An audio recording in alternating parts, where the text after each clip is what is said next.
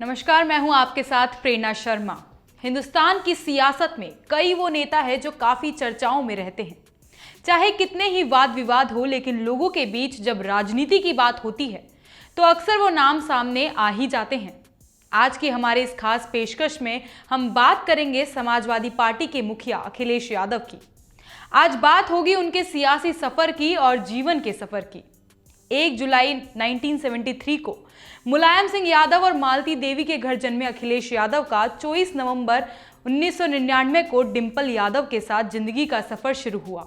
और ये अखिलेश यादव वो ही हैं जो यूपी के सबसे कम उम्र के मुख्यमंत्री बने। अखिलेश ने यूपी में 20वें सीएम के रूप में शपथ ली। उन्होंने इटावा में सेंट मेरी स्कूल से अपनी स्कूली शिक्षा पूरी की। इसके बाद उन्होंने राजस्थान के धौलपुर में धौलपुर मिलिट्री स्कूल में दाखिला लिया। वे पर्यावरण इंजीनियरिंग में स्नातकोत्तर डिग्री के लिए अध्ययन करने ऑस्ट्रेलिया गए। उन्होंने 3 बार लोकसभा चुनाव जीते। अखिलेश ने 2017 में यूपी राज्य विधानसभा चुनाव के दौरान लगभग 10,000 किलोमीटर की यात्रा की और यूपी में 800 रैलियों का आयोजन किया। ग्रामीण जीवन के विकास और किसानों और गरीबों के कल्याण के लिए काम करने में उनकी सक्रिय भागीदारी उत्तर प्रदेश की नई तस्वीर का जीवंत उदाहरण है। चूंकि वे भारतीय राजनीति में युवा चेहरों में से एक माने जाते हैं, उन्होंने युवा पीढ़ी के कल्याण के लिए अनेक अच्छे कदम उठाए। 2017 में अखिलेश यादव ने सपा कांग्रेस गठबंधन का नेतृत्व किया और भाजपा द्वारा बड़ी हार का स्वाद चखा। अखिलेश को 10 मार्च 2012 को उत्तर प्रदेश में समाजवादी पार्टी का नेता नियुक्त किया गया। वे 15 मार्च 2012 को उत्तर प्रदेश के सबसे छोटे मुख्यमंत्री बने। उस समय उनकी उम्र 38 वर्ष थी। हालांकि उत्तर प्रदेश राज्य में विधानसभा परिषद का सदस्य बनने के लिए उन्होंने 15वीं लोकसभा के सदस्य के पद से इस्तीफा दे दिया। 2009 में वे तीसरी अवधि के लिए 14वीं लोकसभा के सदस्य के रूप में चुने गए। उनकी पहली उपलब्धि उत्तर प्रदेश में सबसे कम उम्र का मुख्यमंत्री बनना थी। उन्हें समाजवादी पार्टी की छवि बदलने और अपने चुनाव अभियान में आधुनिक तत्वों को पेश करने का श्रेय है। ग्रामीण जीवन के विकास तथा किसानों और गरीबों के कल्याण के लिए काम करने में उनकी सक्रिय भागीदारी उत्तर प्रदेश की नई तस्वीर का जीवंत उदाहरण है। उनकी साइकिल रैलियों को एक बड़ी सफलता मिली क्योंकि यह विभिन्न समुदायों के मतदाताओं के बीच, विशेष रूप से युवा पीढ़ी, इनके बीच काफी लोकप्रिय हो गई।